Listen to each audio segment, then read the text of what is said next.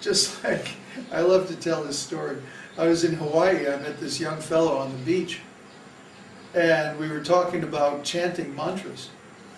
And I was telling him, yeah, I chant the Hare Krishna mantra. He said, yeah, I tried that, it didn't work. I said, well, how much did you chant? He said, oh, I chanted for half an hour. Nothing happened. So, it's unreasonable to expect that our consciousness will change with just a little bit of practice. That's not a reasonable position, because our consciousness is based on a collection of millions and millions and billions of impressions through all the different senses. And all those impressions, the total quality of all those impressions is what determines our state of consciousness. Also, our ontology, our views of how the world works, our background knowledge, our experience in life, all these things are going to influence our consciousness. But they do so on a large scale. It's just like if you say, I want to become a doctor. Well, you're not going to become a doctor in half an hour. You're not going to become a doctor overnight, or even in a month or a year. Becoming a doctor is a big, big, long process. Maybe 20 years, and you could become a fully qualified doctor. But don't expect to become a doctor overnight. Well, similarly, don't expect to become fully self-realized overnight.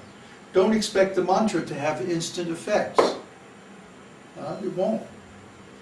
Even if you chant the mantra perfectly, which nobody does in the beginning, it would take some time to have an effect. Why?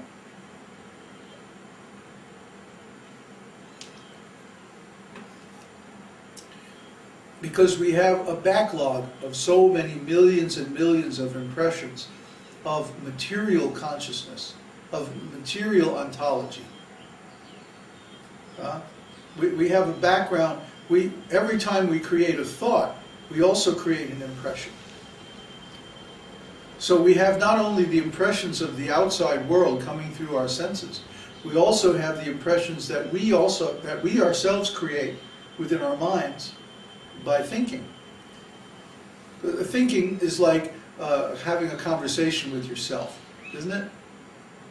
Well, let's see, if I really want to get a better job, then I have to polish up my resume and this and that. See, we discourse with ourselves like that. Well, how do you think, what will be the best way to do this? We talk with ourselves. Every time we do that, we create impressions. And depending on the subject matter of our discourse with ourselves, we create impressions of that quality. And these impressions are just as strong in determining the quality of our consciousness as the impressions of our senses.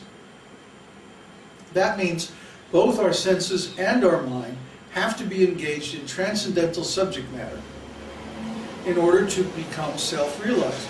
We have to generate enough impressions of a transcendental quality to override the collection of impressions gained up until now in material life.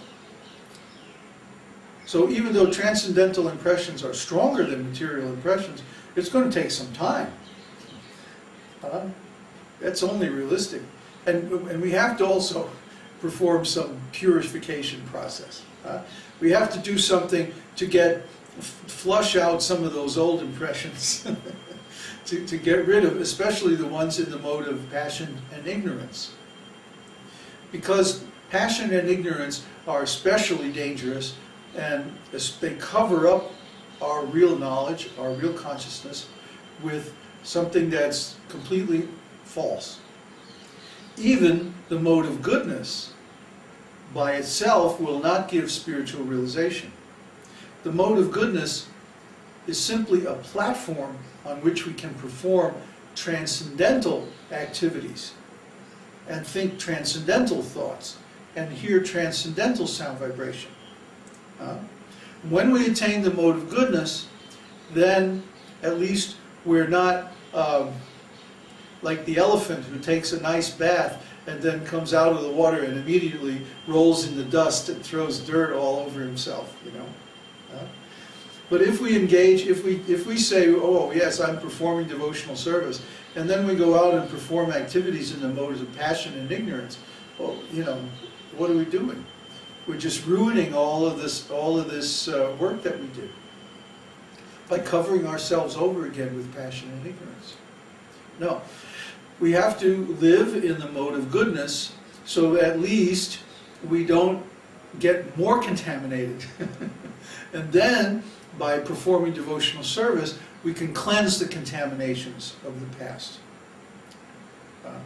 So therefore, some rules and regulations are necessary, especially in the beginning, to counteract the impurities of the wrong way of life. Now, once living in a pure way, a natural way, becomes automatic, becomes natural, becomes second nature, then we don't have to be so fanatical about rules and regulations, but simply engage in steady devotional service over a long period of time. And by the influence of the transcendental sound vibrations and the activities of bhakti yoga and karma yoga and so on that we're performing, then automatically the Lord will reciprocate with us by giving us transcendental knowledge and spiritual consciousness. Okay? But keep in mind, He is a person. Just like we're persons. So, you know, if somebody says to you, comes up and says, oh, I love you, you're just the most wonderful person in the whole world, you know, and then the next thing you know, they're talking to somebody else and saying the same thing. Well, we're going to wonder about their sincerity. So similarly, if we go in the temple and we bow down and, oh yes, God, oh, Hare Krishna, or whatever, and then we go outside and, you know, we're telling somebody else, oh yeah, I really love you, and blah, blah, blah. You know, Krishna's going to look at us like, come on, you nonsense, you know, you're not serious about this. This is just, you're just doing this part-time, you know, to get a little material benefit. Yeah, I know your game. We can't put anything over on Krishna. Krishna is way too wise and way too all-pervading and for us to hide anything from Him or anything. So we have to really look at our motivation. When we perform devotional service, are we doing it for ourselves, for a little economic benefit, a little relief from suffering, but actually we still really want to enjoy the material world? Or are we doing it because we're truly materially exhausted? We've reached the end of the line, the end of our rope. And it's like, okay, Krishna, this is it. I want out of here.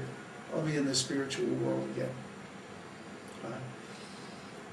If it's the latter, then we're in good shape, because we won't have any other motivation for approaching Krishna.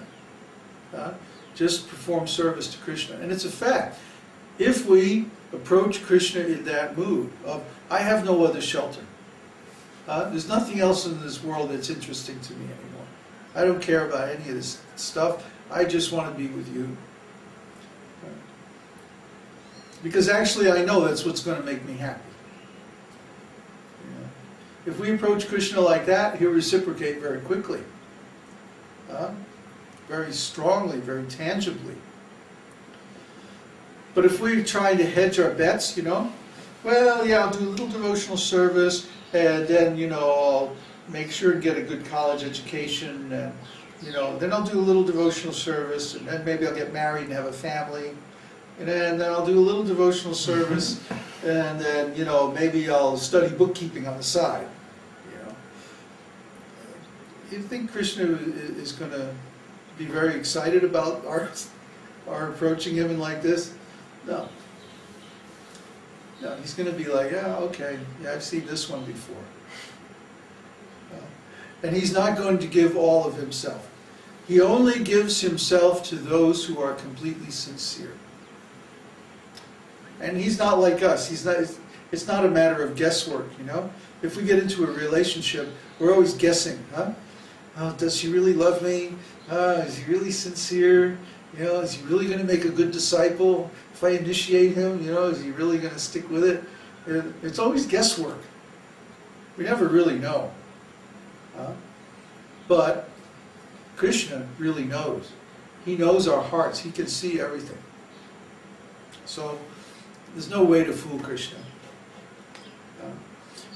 So he's always holding back. Have you noticed you don't have Krishna knocking on your door going, "Hey, where you been? Hey, you haven't chanted your rounds lately. What's up?" You know? He's not like that. He's very retiring. He's very shy.